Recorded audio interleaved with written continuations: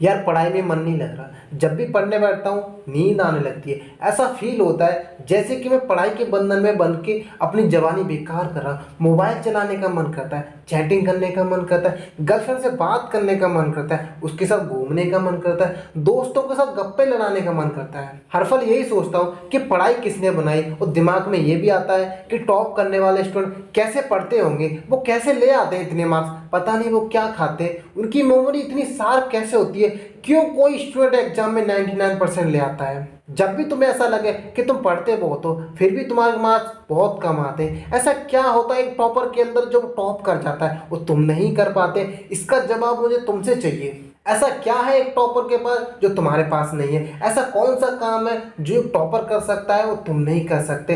ऐसा क्या है एक जो टॉपर को बाय गॉड मिला है वो तुमको नहीं मिला? ऐसे बहुत सारे क्वेश्चन आपके मन में आते होंगे। जब आप इन क्वेश्चनों के जवाब डीप से सोचोगे तब आपको बहुत सारे जवाब मिलेंगे। सबसे पहली बात तो यह है कि तुम में और टॉपर में कोई फर्क नहीं है। तुम्हारे शारीरिक अंग भी उसी तरीके से काम करता है जैसे कि उसके करते हैं। तुम्हारी भी आंखें पढ़ने का काम करती है और उसकी भी। तुम भी 8 बजे सो जाते हो, वो भी 8 बजे सो जाता है। तुम भी मोबाइल फोन यूज करते हो, वो भी मोबाइल फोन यूज करता है। तुम्हारे पास भी वही सिलेबस है जो उसके पास है, तुम्हारे पास भी उतना ही टाइम है जितना उसके पास है। तुम भी अंधेरे में नहीं पढ़ सकते, वो भी अंधेरे में नहीं पढ़ सकता। अब ये भी जानना जरूरी है कि जब सारी चीजें सेम है तो फर्क किस चीज का है? तो मैं आपको बता दूं, फर्क बहुत ही छोटा सा है। पहला फर्क ये है टाइम और इम्पोर्टेंस का। एक टॉपर को पता होता है कि वो कौन सी चीज या कौन से काम को कब करना चाहिए और उसमें कितना समय देना चाहिए। जैसे कि मुझे पता है कि मैं मोबाइल फोन यूज करने से डिस्ट्रैक्ट हो जाऊंगा, तब मैं क्या करता हूँ कि अपने सारे जरूरी काम को पहले करता हूँ और मोबाइल फोन को साइड में रख देता हूँ। अगर मैं थोड़ी देर के लिए अपना मोबाइल फोन यूज ना भी करूँ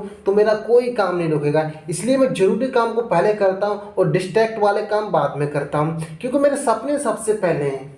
और दूसरा फर्क ये है जो टॉपर को तुमसे अलग बनाता है, तुम्हारा मकसद सिर्फ पास करना होता है एग्जाम को, और इसलिए तुम सिलेबस को रटने पर ज़्यादा फोकस करते हो जिससे कि तुम पास हो सको। जबकि एक टॉपर का मकसद सिर्फ पढ़ना कभी नहीं होता, उसका मकसद कुछ और होता है। पढ़ाई तो सिर्फ एक माध्यम है उसको जो उसकी मंजिल तक पहुंचाने में हेल्प करती है, इसलिए उसको पढ़ते समय कभी नींद नहीं आती, क्योंकि उसको पता है कि वो पढ़ने के लिए नहीं पढ़ रहा बल्कि कुछ बड़ा बनने के लिए पढ़ रहा है, अपना नाम करने के लिए पढ़ रहा है। और यही बात उसे मोटिवेट करती है, यही बात उसे ताकत देती है। और क्या फर्क होता है एक टॉपर और एवरेज स्टूडेंट में? टॉपर कभी डरता नहीं है, वो चीजों को समझने की कोशिश करता है, कॉन्सेप्ट को क्लियर करता है और उसको प्रैक्टिकल तरीके से समझता है जिससे वो कभी भूलता नहीं है। आप फालतू की चीजें को तो बहुत नोटिस करते हो। कभी आपने ये नोटिस किया है कि जो तुम्हारे ऊपर पंखा चल रहा है बिजली कट जाने के बाद वो कितने सेकंड में रुकता है? और उससे ये जानने की कोशिश की है अगर पंखे को आधी स्पीड पे चलाएं, अगर उसको रेगुलेटर से रोकेंगे तो वो कितने सेकंड में रुकेगा?